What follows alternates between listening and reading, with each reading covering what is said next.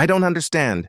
Why am I here? Josh's voice trembled as he stood in the marble foyer, staring up at the old woman from the bus, now dressed in an elegant navy gown, surrounded by paintings worth more than his entire neighborhood. Mrs. Aldridge smiled softly. You showed kindness when you thought no one was watching. Now it's my turn. Before we get into what happened next, hit the like button, because this story will remind you that compassion still has power, especially when it costs you something. Josh's day had started like any other cold January morning. His hands were tucked into the pockets of his worn hoodie as he hurried toward the bus stop before the first snow started to fall.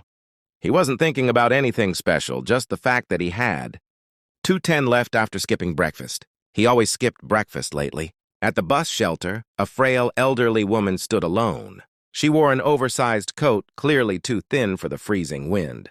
Her gloves didn't match, her scarf was frayed, and her fingers shook as she dug through her purse. Then Josh heard it. "Oh dear, where is it?"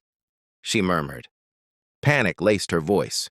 The bus pulled up with a hiss of brakes. The driver looked impatient. People were already stepping inside. The old woman's eyes darted around her purse, her breath speeding up. Josh stepped forward before he even thought about it. "Ma'am, it's okay. I'll pay for you." She lifted her head slowly, her eyes soft but surprised. "Oh, sweetheart. I can't let you do that." "It's fine," Josh insisted, tapping his card. The fare beeped through. "Really?" She stared at him for a moment like she was trying to memorize his face. As they sat down, she whispered, "People don't usually help me." "Thank you." Josh shrugged. No big deal. But it was a big deal. He knew he'd just paid nearly everything he had. He didn't tell her that part. During the ride, she spoke to him with gentle curiosity. "What do you do, young man?" "I'm between things," he said, embarrassed. "Trying to get a job. Mum works nights.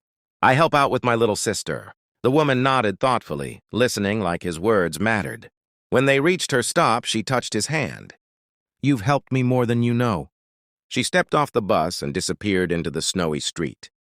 Josh didn't think he'd ever see her again. But everything changed the next morning when a sleek black SUV rolled up in front of his small flat. A sharply dressed man stepped out. "Are you Joshua Reed?" Josh froze. Yeah? My employer would like to speak with you." He handed Josh an embossed card. "Eleanor Aldridge, Aldridge Financial Group." Josh blinked. "That can't be her." "She insists," the man replied. Which brings us back to the moment. Josh stood trembling inside a mansion that looked like it belonged in a movie. You're a billionaire?" he finally asked. Mrs. Aldridge laughed softly. "Oh, darling, labels don't matter. What matters is that you were kind when you didn't have to be, when you didn't gain anything. I just felt like you needed help." "Exactly," she said. "And that kind of heart is rare." She motioned for him to sit. "Joshua, when my husband was alive, he built scholarship programs for young men like you, hardworking, overlooked, carrying burdens they never asked for. Since he passed, I haven't continued his work. I've been too afraid of being disappointed by people." Her eyes glistened. "But yesterday you restored something in me." Josh swallowed hard, not sure what to say. Mrs. Aldridge leaned forward. "So here is what I'd like to do. If you'll allow me, I want to sponsor your education, pay for a professional training program, and help your mother find better work." Josh's heart punched against his ribs. "What? No, that's too much.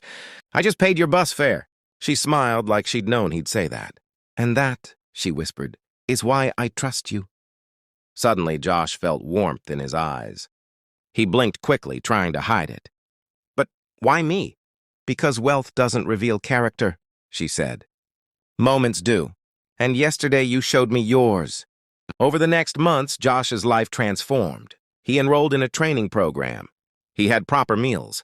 He bought warm clothing for his sister. His mom cried the day she got a stable job, with benefits, arranged quietly by Mrs. Aldridge. Josh visited the old woman every week, not because she asked, but because she became family. One rainy afternoon, as they sat in her sunroom drinking tea, she took his hands again. "Promise me something, Josh. Anything.